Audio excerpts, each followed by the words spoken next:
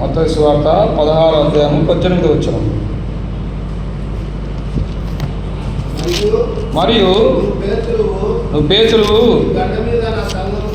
ఈ బండ మీద నా సంఘమును కట్టుదును, పాతాళలోక ద్వారములు దాని ఎదుట నిలువలేరవు. కనుక సంఘ ప్రార్థన చాలా శక్తివంతమైనటువంటిది. ఈ యొక్క సంఘము కలిసి ఉపవాసంతో ప్రార్థన చేయడం ద్వారా దేవుడు ఎన్నో గొప్ప అద్భుతాలు, ఆశ్చర్యకార్యాలు తెలియజేసే దేవుడిగా ఉన్నాడు.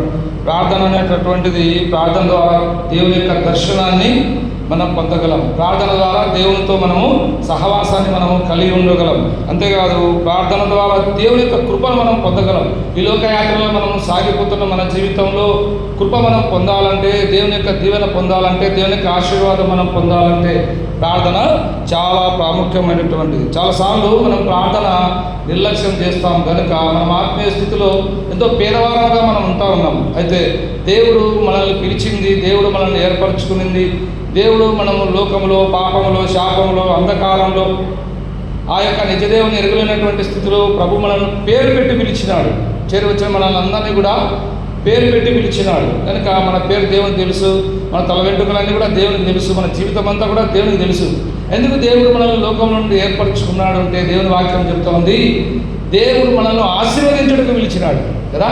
దేవుడు మనల్ని దీవించాలని, దేవుడు మనల్ని ఆశీర్వదించాలని దేవుని యొక్క చిత్తం అది. అయితే ఈ దినాన ఈ దేవుని యొక్క ఆశీర్వాదాన్ని, దేవుని యొక్క దీవెన, దేవుడు ఇచ్చేటటువంటి అద్భుతమైనటువంటి దీవెనలు మన జీవితంలో మనం పొందకపోవడానికి కారణం మనమందరం కూడా పరీక్షించుకోవాలి. చాలాసార్లు నిరాశపడుతూ ఉంటాం. చాలాసార్లు ఎందుకు ఇలా జరుగుతూ ఉంది అది మనకు అర్థం కాదు.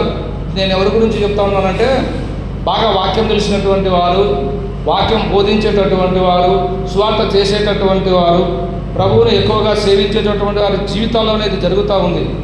దేవుడు మనల్ని ఆశీర్వదించాలని కోరుతా ఉన్నాడు. ఎప్పుడు కూడా మనల్ని ఆశీర్వదించాలని రెండు చేతులు దేవుడు చాచి ఉన్నాడు. మనమే దేవుని దగ్గరికి సరిగా రాలేకపోతూ ఉన్నాం. మనమే సరైన విధానంలో దేవుని అడగలేకపోతూ ఉన్నాం. తద్వారా మన జీవితంలో మనము నష్టం పొందుతూ ఉన్నాం. ఇప్పుడు మనం చదువుకున్నాం 2వ సమూయేలు గ్రంథం 22వ అధ్యాయం 7వ వచనంలో మనం చూసినట్లయితే ఇది దావీదు యొక్క ప్రార్థన. దావీదు తన జీవితంలో ఎట్లా ప్రార్థన చేస్తూ ఉన్నాడంటే, అన్ని సమయాలలో కూడా దేవుని మీద ఆధారపడుతూ తన జీవితాన్ని ముందుకు కొనసాగించేవాడుగా ఉన్నాడు. ఒక్క బత్షెబాతో పాపం చేసే విషయంలో తప్ప ఎక్కడే కానీ దావీదు జీవితంలో తన యొక్క సొంత నిర్ణయాన్ని తీసుకునేట్టు ఎక్కడ కూడా దేవుని వాక్యంలో లేదు. ఎప్పుడు కూడా దేవుని మీద ఆధారపడేవాడు, దేవుని మీద విచారణ చేసేవాడు, దేవుని మీద కనిపెట్టేవాడు, ఆ తర్వాత తను చేయాల్సిన పని చేసేవాడు. మన జీవిత యాత్రలో చాలాసార్లు మనం ఒక పనిని ప్రారంభించడానికి ముందు ప్రార్థన ద్వారా మనం ప్రారంభించాలా. ప్రార్థన ద్వారా ఆ పనిని మనం ముగించినట్లయితే మన జీవితంలో కూడా గొప్ప అద్భుతాలు, ఆశ్చర్యకార్యాలు మనం కూడా మన జీవితంలో చూడగలం. ఇక్కడ దావీదు ప్రార్థన చేస్తూ ఉన్నాడు. 22:7లో ఏమని ప్రార్థన చేస్తూ ఉన్నాడు? నా శ్రమల్లో నేను యెహోవాకు మొరపెట్టుకునే. ఎందుకు శ్రమల్లో మనం యెహోవాకు మనం మొరపెట్టాలా? ఎందుకు శ్రమల్లో మనం దేవుని ప్రార్థన చేయాలంటే, మన దేవుడు శ్రీమంతుడైనటువంటి దేవుడు. మన దేవుడు ఆకాశమును, భూమిని, సముద్రమును అన్నిటినీ కలుగజేసినటువంటి దేవుడు. వాటిని నిర్వహిస్తున్నటువంటి దేవుడు. దేవుని యొక్క వాక్కు ద్వారా సమస్తము కలిగినాయి. దేవుడే వాటిని నిర్వహిస్తూ ఉన్నాడు. దేవుని మాట చొప్పున అవి పనిచేస్తూ ఉన్నాయి. ఉదయకాలంలో సూర్యుడు ఉదయిస్తూ ఉన్నాడు, దేవుని ఆజ్ఞ అది కదా. రాత్రి చంద్రుడు ప్రకాశిస్తూ ఉన్నాడు, అది దేవుని యొక్క ఆజ్ఞ. ఏ సీజన్లో ఆ సీజన్ మంచి మంచి ఫలాలు ఆ చెట్లు మనకు అందిస్తూ ఉన్నది, ఇది దేవుని యొక్క ఆజ్ఞ. కనుక ఈ లోకంలో, ఈ సృష్టిలో అన్నీ కూడా దేవుని మాటకు లోబడుతూ ఉన్నాయి, అన్నీ కూడా దేవుని మీద ఆధారపడుతూ ఉన్నాయి. కానీ ఒక్క మానవుడు మాత్రము దేవుని వైపు చూడకపోవడం బట్టి తానెంతో నష్టంలో ఉన్నాడు. నేను ఒక పుస్తకంలో చదివినా, అంటే జన్మముల కంటే మానవ జన్మ మహోత్తమైనటువంటిది. దేవుడు ఎవ్వరికీ లేనటువంటి, ఏ జీవరాశులు కూడా లేనటువంటి ఆధిక్యత మానవులకు దేవుడు అనుగ్రహించినాడు. దేవుడి వాక్యంలో రాయబడింది కదా, తన స్వరూపమందు తన పోలిక చొప్పున దేవుడు మానవుని సృష్టించినాడు కదా. అయితే ఇంత అద్భుతంగా సృష్టించబడినటువంటి మనము, దేవుని యొక్క మహిమను పొందినటువంటి మనము, మన పాపాన్ని బట్టి దేవుని మహిమను మనం కోల్పోయినాం. అయితే ప్రేమ కలిగినటువంటి దేవుడు తిరిగి ఆయన మనం రక్షించడానికి లోకానికి వచ్చినాడు. శిలువలో ప్రాణం పెట్టి తిరిగి లేచినాడు. దేవుని కృపను బట్టి చేరొచ్చిన మనం అందరం కూడా పాపాలు దేవుని సన్నిధిలో మనం ఒప్పుకున్నాం.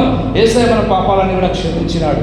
అయితే మన శ్రమల్లో, మన దుఃఖంలో, మన బాధలో, మన ఇరుకులో దావీదు రాజు ఏం చేస్తున్నాడు? దేవుని సన్నిధిలో మొరపెడతా ఉన్నాడు. ఎందుకు మొరపెడతా ఉన్నాడు? మన దేవుడు శ్రీమంతుడైనటువంటి దేవుడు, ప్రార్థన ఆలకించే దేవుడు. ఎనీ టైం 24 గంటలు 365 రోజులు ఎప్పుడు ఎక్కడ ఏ స్థలంలో ప్రార్థన చేసినా దేవుడు తప్పకుండా ఆలకించి మన ప్రార్థనకు జవాబిచ్చేటటువంటి గొప్ప దేవుడుగా ఈ దేవుడు ఉంటా ఉన్నాడు. కనుక దావీదు ప్రార్థన చాలా అద్భుతాలు జరిగించింది. ఈ అధ్యాయంలో మీరు ఇంటికి వెళ్ళిన తర్వాత బాగా చదవండి. వండర్ఫుల్ చాప్టర్ ఇది. ఈ యొక్క అధ్యాయంలో దేవుని యొక్క జవాబు ఏ విధంగా వస్తుందంటే, ఈరోజు దేవుడు మనకు అనుకూలించిన కొన్ని తలంపులు మనం చూసుకొని మనం ప్రార్థనలో ప్రవేశిద్దాం. రండి. మొట్టమొదటిగా 2 సమూయేలు గ్రంథం 22:17. ఎలాగ దేవుడు మన ప్రార్థన ఆలకించి మనకి ఏం చేస్తాడు చూడండి. 22:17 చదవండి ఎవరైనా. ఉన్నత స్థలములో నుండి చేయి చాపి ఆయన నన్ను పట్టుకొనేను. ఉన్నత స్థలములో నుండి చెయ్యి చాచి పట్టుకునేటటువంటి దేవుడి దగ్గర ఫస్ట్ ఆన్సర్ ఏం తెలుసా? మనల్ని పట్టుకుంటాడు ఆయన మనల్ని పట్టుకుంటాడు. ఎట్లా పట్టుకుంటాడు? దేవుని వాక్యంలో రాయబడింది, నీతి అను నా దక్షిణ హస్తం చేత మిమ్మల్ని నేను ఆదుకుంటా అంటా ఉన్నాడు. What a wonderful God. ఆయన మనల్ని పట్టుకునేటటువంటి దేవుడు. మనం కురిగిపోయినప్పుడు, మనం పడిపోయినప్పుడు, మనం లేవలేనటువంటి స్థితిలో దేవుడు చెయ్యి చాచి మనల్ని పట్టుకుంటాడంట కదా. ఈ లోకంలో ఎవరు పట్టుకోరండి. అంత మోసం, అంత అబద్ధం ఏముండదు. నిజంగా నీ జీవితంలో కష్టం, నీ జీవితంలో బాధ, నీ జీవితంలో దుఃఖం వచ్చినప్పుడు నిన్ను ఆదుకునేది ఒక్క పరలోకపు దేవుడు మాత్రమేనండి కదా. అంతా ఊరికే నటిస్తూ ఉంటారు, నేనున్నా నువ్వు భయపడాకంటారు. ఏముండరు వాళ్ళు. నీ కష్ట సమయం వచ్చినప్పుడు, నీ దుఃఖ సమయం వచ్చినప్పుడు, నువ్వు కోల్పోయినప్పుడు, నువ్వు బాధలో ఉన్నప్పుడు ఎవ్వరు కూడా ఉండరండి. అంతా కూడా నటన. అయితే మన ప్రభు ఎప్పుడు కూడా నిన్ను పట్టుకునేటటువంటి దేవుడు, నిన్ను ఆదుకునేటటువంటి దేవుడు. ఎక్కడి నుండి? ఉన్నత స్థలంలో. ఆయన ఎంతో ఉన్నతమైనటువంటి స్థలంలో ఆయన ఉన్నప్పటికీ మన ప్రార్థన, మనం ఎప్పుడైతే ప్రార్థన చేస్తామో దేవుడు మనల్ని పట్టుకుంటాడంట. వెంటనే చెయ్యి చాపి మనము పట్టుకుంటాడు. కనుక మనం కూడా దావీదులాగా మనము ప్రార్థన చేయాలి. ఒక మాట చూద్దామంటే మత్తయి సువార్త 14వ అధ్యాయంలో ఒక మాట ఉంటుంది. Matthew's gospel chapter 14 verse 30-31. మత్తయి సువార్త 14వ అధ్యాయము 30-31 దయచేసి ఎవరైనా చదవండి. భయపడి మునిగిపోసాగి ప్రభువా నన్ను రక్షించుమని కేకలేశాడు. చదవండి.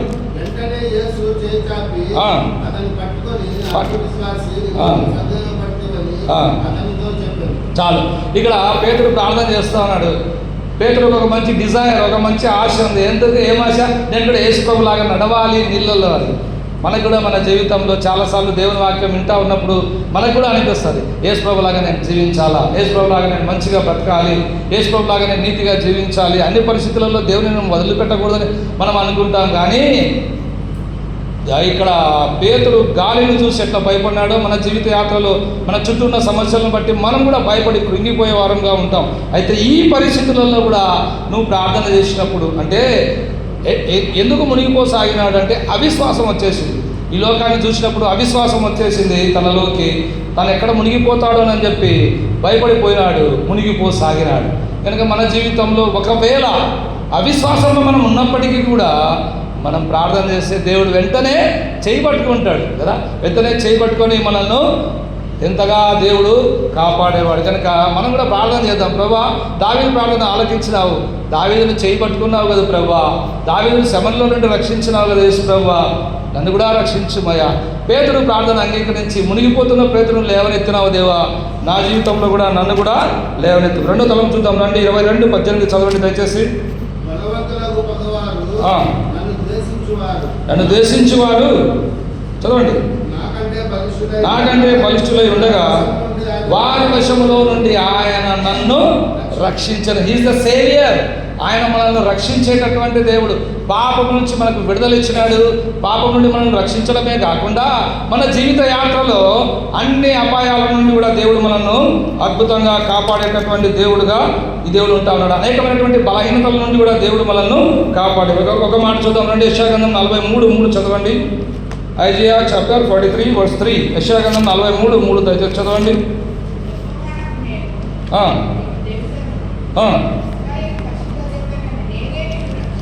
నేనే నిన్ను రక్షించాడు. ఈ లోకంలో ఎవ్వరు రక్షించలేరండి. ఈ లోకంలో నిన్ను ఎవ్వరు కూడా రక్షించేవారు ఈ లోక చరిత్రలో ఎవ్వరు కూడా లేరు. ఒక దేవుడు మాత్రమే మనల్ని రక్షించేది. ఒక దేవుడు మాత్రమే మన కష్టాల్లో, మన శ్రమల్లో, మన బాధల్లో, మన ఇరుకులో మన అనానుకూలమైనటువంటి పరిస్థితులలో దేవుడు ఒక్కడే మనల్ని రక్షించి దేవుడు ఒక్కడే మనల్ని కాపాడేటటువంటి వాడు. ఇంకొక మాట చూద్దాం రండి. యోనా గ్రంథం 3వ అధ్యాయం 9-10 దయచేసి చదవండి. యోనా గ్రంథము 3వ అధ్యాయం 9-10 దయచేసి చదవండి. యోనా 3:9-10 దయచేసి చదవండి. మనుషులందరూ దుర్మార్గములను విడిచి మానవేయులను మనుషులేని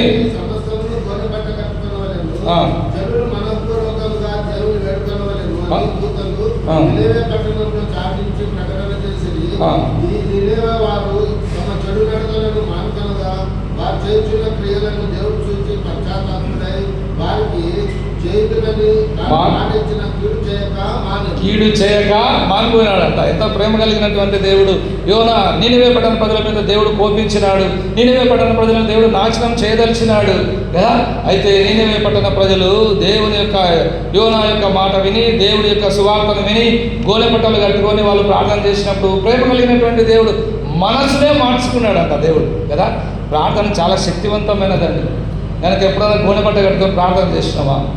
ప్రార్థన అంటే ఏదో వచ్చి ఇక్కడ కొద్దిసేపు చేసిపోవడం కానీ హృదయపూర్వకంగా హృదయంలో నుంచి ప్రార్థన రావాలి. ప్రార్థనలో చాలా రకాలు కదా. దేవుని వాక్యంలో మనం చూస్తూ వచ్చినాం. సుంకరి ప్రార్థన చేసినాడు, పరిచయుడు ప్రార్థన చేశాడు. దేవుడు సుంకరి ప్రార్థన అంగీకరించినాడు, పరిచయుడి ప్రార్థన దేవుడు తిరస్కరించినాడు. సుంకరి ప్రార్థనకు దేవుడు జవాబిచ్చినాడు, నీతిమంతునిగా తీర్చి అక్కడి నుంచి వెళ్ళిపోయినాడు. ఏం ప్రార్థన మనం చేస్తూ ఉన్నామో నీనివే పట్టణ ప్రజల ప్రార్థన దేవుడు అంగీకరించి వారికి చేయదలిచినటువంటి కీడును దేవుడు చేయక మనడు ఎంత ప్రేమ కలిగినటువంటి దేవుడు. ఒకవేళ నేను ఆ విషయంలో కూడా మనం చేసినటువంటి పాపాన్ని మనం చేసినటువంటి తప్పును బట్టి దేవుడు మనకు కీడు చేయని ఉద్దేశించినాడేమో. మనం ప్రార్థన చేస్తే దేవుడు తన ఉద్దేశాన్ని మార్చుకుంటాడు, దేవుడు టర్న్ అవుతాడు. కనుక మన ప్రార్థన దేవుని మనసును తిప్పివేసేదిగా మన ప్రార్థన ఉండాలి. కనుక ఈ లోకంలో మన ప్రార్థన ఆలకించి అన్ని అపాయాల నుంచి మనల్ని రక్షించేటటువంటి వాడు దేవుడు మాత్రమే. ఎంతో మాట చూద్దాం రండి. దానియేలు గ్రంథం 3వ అధ్యాయం 17వ వచనం చదవండి దయచేసి. దానియేలు గ్రంథం 3వ అధ్యాయం 17వ వచనం. మేము సేవించుచున్న దేవుడు మండుచున్న వేడిం గల ఈ అగ్నిగుండం నుంచి మమ్మల్ని తప్పించుటకు సమర్థుడు. ఎస్, ఆయన మమ్మను ఎవరు రక్షిస్తారు చెప్పండి? వీటి వశమున పడకుండా ఆయన మనల్ని రక్షించేటటువంటి దేవుడు. వీళ్ళు సాక్ష్యం ఇస్తా ఉన్నారు. తర్వాత చదవండి. ఒకవేళ ఆయన రక్షింపకపోయినా పర్వాలేదు రాజా, మేము పూజించము. ఎంత ధైర్యం అండి, చాలండి. ఎంత ధైర్యం అండి వీళ్ళకి. ఒక బానిసలుగా కొనుక్కోబడినారు, అక్కడికి ఒక బానిస బతుకుతూ ఉన్నారు. వాళ్ళు రాజుతో అంటూ ఉన్నాడు, రాజా నీ మాట మేము వినం, మా దేవుడు మమ్మల్ని రక్షించుటకు సమర్థుడైనటువంటి దేవుడు. ఒకవేళ మా దేవుడు రక్షించకపోయినా పర్వాలేదు, నువ్వు చెప్పిన పని మాత్రం మేము చేయం. ఎన్నిసార్లు లొంగిపోయినాం మన జీవితంలో, మన విశ్వాస జీవితంలో. ఇంతే కదా, ఏమవుతుంది లేదు. ఒకవేళ ఇదే పరిస్థితి మన జీవితంలో కలిగింది అనుకోండి, మనం బానిసలుగా కొనిపోబడినాము వేరే స్థలానికి, అక్కడ భయపడి బ్రతుకుతూ ఉన్నాము, రాజాజ్ఞ బయలుదేరింది, ఇది ముక్కాలంటే మనం ఏం చేస్తాం చెప్పండి? అందరూ ముక్కుతారు. ఇది దండమే కదా, ఏం పోతుంది, ఏమైనా పోయేది ఉందా? ఇదంటే మనం సేవ అయిపోతాము, ఇటంటే మనం బతికి బట్ట కడతాము, ఇటు అన్నాం అని చెప్పి అంటారు. అంతేగాని ఆ అగ్నిగుండంలో 7 అంతలు పెంచిన అగ్నిగుండంలో ప్రవేశించడానికి మనం ఎవ్వరం ఇష్టపడడం లేదు. ఇక్కడ ఒక అద్భుతం జరిగింది కదా. దేవుడు ఏం చేసినాడు? వారిని అగ్నిగుండంలో నుండి అద్భుతంగా వాళ్ళని దేవుడు కాపాడినాడు. మన జీవిత యాత్రలో కష్టాలు అనేటటువంటి ఈ అగ్నిగుండంలో మనం సాగిపోతూ ఉన్నప్పటికీ మనం నమ్మిన దేవుడు గొప్ప దేవుడు. ఆయన మనల్ని రక్షించుటకు సమర్థుడైనటువంటి దేవుడు, ఆయన మనల్ని కాపాడుటకు సమర్థుడైనటువంటి దేవుడు, ఆయన మనల్ని పట్టుకున్నటకు సమర్థుడైనటువంటి దేవుడు. మనమందరం కూడా విశ్వాసంతో నమ్మకంతో మనం ఎప్పుడైతే ప్రార్థన చేస్తామో మన జీవితంలో అన్ని విషయాలలో కూడా దేవుడు మనల్ని కాపాడేవాడుగా ఉంటాడు. రండి 3వ అంశం చూద్దాం. 22:19 చదవండి. ఆపత్కాలమందు వారు నా మీదికి రాగా యెహోవా నన్ను ఆదుకొనెను. చాలు. ఆపత్కాలమందు వారు నా మీదికి రాగా యెహోవా నన్ను ఆదుకునేటటువంటి దేవుడు అండి. ఫస్ట్ పట్టుకునే దేవుడు, తర్వాత రక్షించే దేవుడు, తర్వాత ఆదుకునేటటువంటి దేవుడు. కనుక వాగ్దానముల నుంచి నెరవేర్చే దేవుడు మన దేవుడు. మాట తప్పని దేవుడు, మారని దేవుడు, నిన్న నేడు నిరంతరం ఒకటే రీతిగా ఉన్నటువంటి దేవుడు. మనుషులు మనం మారిపోతూ ఉంటాం. దేవుడు ఎప్పుడు కూడా మారాడండి, ఎప్పుడు కూడా మారాడు. మనతో ఒక వాగ్దానం చేసినాడు అంటే దాన్ని తప్పకుండా దేవుడు నెరవేర్చే వరకు మనల్ని ఎప్పుడు కూడా వదిలిపెట్టాడు. ఉదాహరణకు చూద్దాం, యోసేపు జీవితంలో యోసేపుకు దేవుడు వాగ్దానం చేసినాడు. ఏం వాగ్దానం చేసినాడు? నీ పన చుట్టూ అన్ని పనులు సాగిలపడతాయని వాగ్దానం చేసినాడు. యోసేపుకు తెలుసు, ఏం తెలుసు? నాకు దేవుడు వాగ్దానం ఇచ్చినాడు, దేవుడు నన్ను హెచ్చిస్తాడు. యోసేపును గుంతలు వేసినప్పుడు ఏమైనా ఫీల్ అయినాడా? దేవుడిని ఏమైనా తింటాడా? ఏమలే. ఎందుకు? నాకు తెలుసు. ఏం తెలుసు? ఈ గుంతలో నుంచి దేవుడు నన్ను పైకి లేవనెత్తుతాడు, నన్ను ఆదుకుంటాడు నా దేవుడు. పోతిఫర్ ఇంటికి అమ్మివేయబడినప్పుడు ఏమైనా బాధపడినాడా? ఏం బాధపడలేదు. ఇక్కడ నేను బానిసగా ఉన్నప్పటికీ ఒక రోజు ఉంది, వాగ్దానం చేసిన నా దేవుడు నమ్మదగిన దేవుడు. ఆ రోజు తప్పకుండా నన్ను హెచ్చిస్తాడు, ఆ రోజు దేవుడు తప్పకుండా నన్ను ఆదుకుంటాడు. విశ్వాసంతో ఉన్నాడు. తర్వాత చేయని నేరానికి జైల్లో పోయినప్పుడు కూడా బాధ ఉన్నాడా? ఏం లేదు. ఎందుకు? వాగ్దానం తన ముందు కనబడతా ఉంది, దేవుడిచ్చిన మాట తాను పట్టుకున్నాడు, దాని విషయం తాను ప్రార్థన చేస్తూ వచ్చాడు. ఒక రోజు వచ్చింది, చెరసాల నుంచి రాజనగరికి రప్పించబడ్డాడు, రాజుగా చేయబడినాడు. ఒకవేళ నా జీవితంలో దేవుడు వాగ్దానం ఇచ్చి మనం మర్చిపోయినాం. చాలాసార్లు దేవుడు ఇచ్చిన వాగ్దానాలు మనం మర్చిపోతాం. ఉదాహరణ చెప్తాను చూడండి, 3 సంవత్సరాల కిందట వాగ్దానం చెప్పమంటే ఒక్కరు కూడా చెప్పలేదు. సరిగా ఈ సంవత్సరం వాగ్దానం మనకు మధ్యకు ఉండదు. వాగ్దానం బైబిల్లో పెట్టుకొని ఉంటాం కానీ మర్చిపోతాం. 3 సంవత్సరాల కిందట, 4 సంవత్సరాల కిందట, 10 సంవత్సరాల కిందట ఇచ్చిన వాగ్దానం కూడా దేవుడు మర్చిపోడండి. అయితే దేవుడు తన వాగ్దానం నెరవేర్చడానికి ఒక టైం ఉంటుంది. ఆ టైంలో దేవుడు తప్పకుండా వాగ్దానం నెరవేర్చి తప్పకుండా మనతో మాట్లాడే దేవుడు. ఉన్నత స్థలంలో నుంచి దేవుడు మనతో మాట్లాడేటటువంటి దేవుడు. చాలాసార్లు నిరాశ కృంగుదలలో మనం ఉంటే దేవుడు మనతో మాట్లాడుతూ ఉన్నాడు. ఒక మాట, ఎప్పుడు దేవుడు మనల్ని ఆదుకుంటాడు. మనల్ని దేవుడు ఆదుకోవాలంటే మనమేం చేయాలా? ఒక మాట చూడండి, కీర్తన 55, త్వరగా చూడండి, కీర్తన 55:22 చదవండి. ఎవరైనా కీర్తన 55:22 చదవండి. నీ భారము యెహోవా మీద మోపుము. ఎప్పుడు ఆదుకుంటాడండి? ఎప్పుడు ఆదుకుంటాడు? ఎప్పుడైతే మన భారాన్ని దేవుని మీద మనం మోపుతామో అప్పుడు దేవుడు మనల్ని ఆదుకునే దానికి సిద్ధంగా ఉన్నాడు. ఎంతకాలం బతుకుతావు? నీ భారం మోయలేక వంగిపోయి లేవలేక ఎంత దూరం ప్రయాణం చేస్తాం సోదరుడా? అపే నీ ప్రయాణము, నీ పాప భారముతో నీ భారాన్ని మోయలేక సాగిపోతున్న నీ ప్రయాణం ఆగిపో. ఒకసారి యేసుక్రీస్తు ప్రభుల వారి వైపు చూడు, ఆయన నీ భారం భరించడానికి సిద్ధంగా ఉన్నాడు. నీ భారం ఆయన మీద ఎప్పుడైతే మోపుతావో యేసు ప్రభుల వారు నిన్ను ఆదుకునే దేవుడిగా ఉంటా ఉన్నాడు. ఇంకా మనం చూస్తే 2 కొరింథీ 6:2 చదవండి.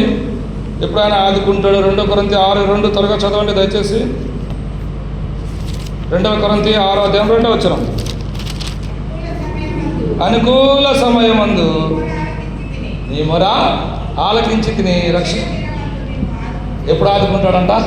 అనుకూల సమయం. ఒక దేవుని యొక్క టైం ఉంది, దేవుని యొక్క ప్రణాళిక ఉంది.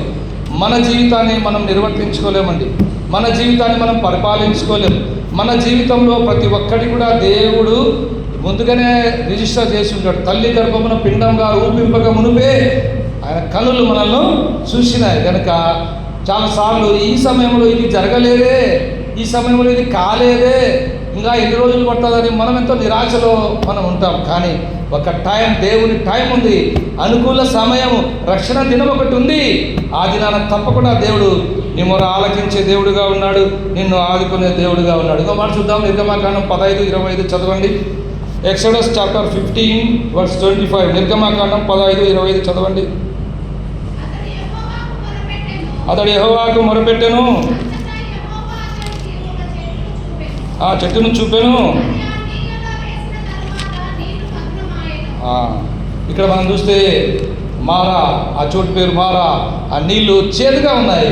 దేవుడు ప్రార్థన ఆలకించినాడు. ఏం చేసినాడు? వాటిని మొదలంగా. దీని అర్థం ఏంటంటే ఆత్మీయంగా నీ అవసరమే కాదు, అందరి అవసరాలు కూడా దేవుడు తీర్చేవాడుగా ఉన్నాడు. అది ఎప్పుడు? నువ్వెప్పుడైతే నీ భారం ఆయన మీద మోపుతావో, ఎప్పుడైతే నువ్వు అందరి కొరకు ప్రార్థన చేస్తావో దేవుడు అందరి జీవితాలు మధురముగా మార్చేవాడుగా ఉన్నాడు కదా. చాలాసార్లు మన ప్రార్థనా జీవితంలో అందరి కొరకు ప్రార్థన చేయడానికి మనకు సమయం ఉండదు, అందరి కొరకు మొరపెట్టడానికి మనకు సమయం ఉండదు. అయితే అందరి జీవితాలలో అద్భుతాలు, అందరూ ఆశీర్వదించబడాలా, అందరూ అభివృద్ధి చెందాలా, అందరూ దేవుని దీవెనలు పొందాలా, అందరూ ప్రభు సన్నిధికి రావాలా, అందరూ దేవుని అనుభవించాలంటే అందరి కొరకు మనం ఎప్పుడు కూడా ప్రార్థన చేసేటటువంటి అనుభవంలో మనం ఉండాలి. అక్కడ పరిస్థితి దారుణంగా ఉంది. నీళ్లు దప్పిగా అవుతా ఉన్నాయి. నీళ్లు దప్పిగా అన్నం లేకుండా ఉండొచ్చు, కానీ నీళ్లు లేకుంటే మనం బ్రతకలేం. దప్పిక మనం ఏ విధంగా తీర్చుకోలేము. దప్పికేస్తే ఖచ్చితంగా వాటర్ తాగాల్సిందే. ఏం చేయాలి ప్రభువా? నీళ్ళు అయితే ఉన్నాయి కానీ అవి ఎట్లున్నాయి? చేదుగా ఉన్నాయి. తాగలేము. ఈ పరిస్థితులలో మోసే ప్రార్థన చేస్తే దేవుడు ఏం చేసినాడు? ఒక అద్భుతం చేసినాడు. నీ నా జీవితంలో కూడా అద్భుతాలు చూడాలంటే సోదరి సోదరులారా, ఆయనే మనల్ని ఆదుకునే దేవుడు. ఆయన మీద మనము ఆధారపడాలి. రండి తర్వాత అంశం చూద్దాం. 22:19 చదవండి. 22:19 చదవండి. ఆపత్కాలమందు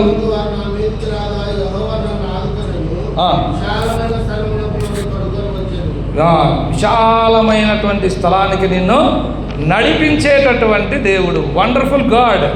ఇది అద్భుతమైనటువంటి దేవుని యొక్క ప్రణాళిక. ఇరుకులో ఉన్నావా? నీ జీవితం సరిపోవడం లేదా? నీ కష్టాలు ఇరుకులో తట్టుకోలేక ఉక్కపోతతో బాధపడుతూ ఉన్నావా? అప్పుల సమస్య ఇరుకు అయిపోయింది. అప్పులు బయటికి పడలేను నేను కదా? అనారోగ్యం ఉందా? ఆ యొక్క ఇరుకులో బాధపడుతూ ఉన్నావా? దేవుడు నిన్ను విశాల స్థలానికి నడిపించాలని దేవుడు కోరుకుంటూ ఉన్నాడు. దావీదు జీవితంలో తన కుమారుడైనటువంటి ఆయన తరుముతూ ఉంటే చెప్పులు లేకుండా తాను ప్రయాణం ప్రార్థన చేస్తూ ఉన్నాడు కదా. ఎంత ఇరుకు కదా. అయితే దేవుడు ఏం చేసినాడు? అన్నిట్లో నుండి దావీదును కాపాడినాడు కదా. చెప్పులు లేవా? కష్టాల్లో ఉన్నావా? దుఃఖంలో ఉన్నావా? బాధలో ఉన్నావా? నిట్టూర్పులో ఉన్నావా? ఎవరు నిన్ను ఆదుకోలేదు? ఎవరు నీ వైపు చూడడం లేదా? నీ గురించి ఆలోచన చేసేటటువంటి దేవుడు ఉన్నాడు. నీ గురించి పట్టింపు కలిగినటువంటి దేవుడు ఉన్నాడు. నువ్వేం భయపడాల్సినటువంటి అవసరం లేదు. నీ ఇరుకులో విశాలత కలుగజేసేటటువంటి దేవుడు, విశాలమైనటువంటి స్థలానికి నిన్ను నడిపించేటటువంటి దేవుడు. మనం చేయాల్సిందల్లా ఒక్కటే, ప్రార్థన ద్వారా అనేకమైనటువంటి అద్భుతాలు మన జీవితంలో మనం చూడగలం. రండి తర్వాత చూద్దాం. 22:20 చదవండి దయచేసి. నేను ఆయనకు ఇష్టడును గనుక ఆయన నన్ను తప్పించాను. కనుక మన దేవుడు ఎలాంటి దేవుడు అంట? తప్పించేటటువంటి దేవుడు. కీడు నుండి, ఆపద నుండి, దుష్టుని నుండి మనల్ని దేవుడు తప్పించేటటువంటి దేవుడు కదా. చాలాసార్లు తప్పించుకునే దానికి మార్గం దొరకక, బయట పడడానికి మార్గం దొరకక మన జీవిత యాత్రలో ఎన్నోసార్లు మనం కృంగిపోయిన సందర్భాలు చాలా ఉన్నాయండి. ఎట్లా బయటికి రావాలా? ఎట్లా తప్పించుకోవాలా? ఎట్లా ఈ కష్టం నుంచి, ఎట్లా ఈ బాధ నుంచి, ఎట్లా ఈ అవమానం నుంచి, ఎట్లా ఈ నిందల నుంచి మనం బయటపడాలా? ప్రభువా, దేవా, దావీదు ప్రార్థన చేశాడండి. దావీదు ప్రార్థన చేస్తే దావీదు ప్రార్థన దేవుడు అద్భుతంగా విన్నాడు. దావీదును దేవుడు ఆదుకున్నాడు, దావీదును పట్టుకున్నాడు. దావీదు జీవితంలో గొప్ప కార్యాలు దేవుడు జరిగిస్తూ వచ్చినాడు. కనుక మన జీవితంలో కూడా దేవుడు గొప్ప కార్యాలు చేయాలంటే మనం కూడా దేవునికి సమర్పించుకోవాలి. ఒక మాట చూద్దాం రండి. యోహాను సువార్త 10:11 జాన్ గాస్పెల్ చాప్టర్ 10:11. యోహాను సువార్త 10:11 దయచేసి చదవండి. నేను గొర్రెలకు మంచి కాపరి. ఈ లోకంలో మంచి కాపరి ఎవ్వరు లేరండి, ఎవరు లేరు. ఉదాహరణకు గొర్రెలు కాచుకునే సమయంలో పులి వచ్చితే పరిగెత్తేటోళ్ళు ఉన్నారు తప్ప దాన్ని ఎదుర్కొని గొర్రెలను కాపాడేటటువంటి గొర్రెల కాపర్లు బహుశా బైబిల్లో తప్ప ఈ లోకంలో ఎవరు లేరు. బైబిల్లో ఎవరున్నారు? దావీదు ఉన్నాడు. దావీదు గొర్రెల మీదకి ఎలుగుబంటి వచ్చినప్పుడు చీల్చినాడు. గొర్రెల మీదకి సింహం వచ్చినప్పుడు దావీదు చీల్చినాడు, సాక్ష్యం చెప్తా ఉన్నాడు కదా. అంతకంటే గొప్ప దేవుడు. ఎన్నిసార్లు శత్రువులు మన మీదకి దండెత్తి వచ్చినారు. ఆ శత్రువులు మనుషులు కావచ్చు, అప్పులు బాధ కావచ్చు, అవమానాలు కావచ్చు, నిందలు కావచ్చు, అనానుకూలమైన పరిస్థితులు కావచ్చు, ఎన్నిసార్లు మన మీదకి దండెత్తి వచ్చినాయి. ఎంత గొప్ప దేవుడు అండి, ఎంత కనికరం గల దేవుడు. ప్రార్థన చేసినాం, ప్రభువా నా కథ అయిపోయిందయ్యా, నా కథ అయిపోయింది, ప్రభువా నన్ను ఆదుకోదేవా, ప్రభువా నన్ను రక్షించు దేవా. దావీదు అంటా ఉన్నాడు, ఆకాశమందు నీవు తప్ప నాకెవరున్నారయ్యా? ఆకాశమందు నీవు ఉండగా ఈ లోకంలో నాకు ఏమి కూడా అక్కర్లేదు. అంతేకాదు దేవుని వాక్యంలో రాయబడింది, వారు కనులెత్తి చూడగా యేసు తప్ప వారికి ఎట్లా చూసినారో వాళ్ళు మనకు తెలియదు, కానీ యేసు తప్ప ఏం కనపడలేదంట. కనుక మన జీవితంలో మనం కూడా చూసినప్పుడు ఒక్క దేవుడు మాత్రమే మనకు కనబడాలా, ఏం కనబడదు. కనుక మనం చాలాసార్లు వింటూ ఉంటాం కదా, పంచాయతీ చేస్తూ ఉంటారు, చల్లంపల్లె పంచాయతీ చేస్తూ ఉంటారు. అంటే ఆయనకు సగం నీకు సగం. సరైనది కాదది. దేవుడిచ్చే సమాధానం అద్భుతమైనటువంటిది. దేవుడిచ్చేటటువంటి యొక్క సమాధానము మన జీవితంలో ఏదే సమాధానం దేవుడు మనకు అనుగ్రహించేవాడుగా ఉన్నాడు. కనుక మన జీవిత యాత్రలో ఇలాంటివి అద్భుతాలు మనం చూడాలంటే కేవలం ప్రార్థన మాత్రమే, ప్రార్థన ద్వారా మాత్రమే దేవుడు మనకు సహాయం చేయగలడు. రండి 22 సమూయేలు గ్రంథం 22:7 చదువుదాం. నా శ్రమలో నేను యెహోవాకు మొరపెట్టి తిని, నా దేవుని ప్రార్థన చేసి తిని. ఎక్కడ అంగీకరించినాడు చెప్పండి? ఇక్కడ ప్రార్థన అయితే చేసినాడు. నేను కూడా దేవుని ఆలయానికి వచ్చినాం. మనము ప్రార్థన చేసే వారంగా మనం ఉండాలి. ప్రార్థన ద్వారా దావీదు జీవితంలో 5 వండర్స్ చూసినాడు. ఏంటి చెప్తారా ఎవరైనా? నెంబర్ 1, దావీదును దేవుడు పట్టుకున్నాడు. నెంబర్ 2, దావీదును దేవుడు రక్షించినాడు. 3వదిగా మనం చూస్తూ వచ్చినాము ఆదుకునేటటువంటి దేవుడు. 4వదిగా మనం చూస్తూ వచ్చినాము విశాలమైనటువంటి స్థలానికి దావీదును తోడుకొని పోయిన దేవుడు. 5వదిగా తప్పించినటువంటి దేవుడు. కనుక మన జీవితంలో కూడా ఈ అద్భుతాలు చూడాలంటే మనం కూడా దావీదు లాంటి ప్రార్థనా అనుభవము మనము కలిగి ఉండాలి. అలాగే మనము ప్రార్థనా అనుభవం కలిగి ఉండి దేవుని ద్వారా మన ప్రార్థనకు జవాబు పొందుటకు దేవుడు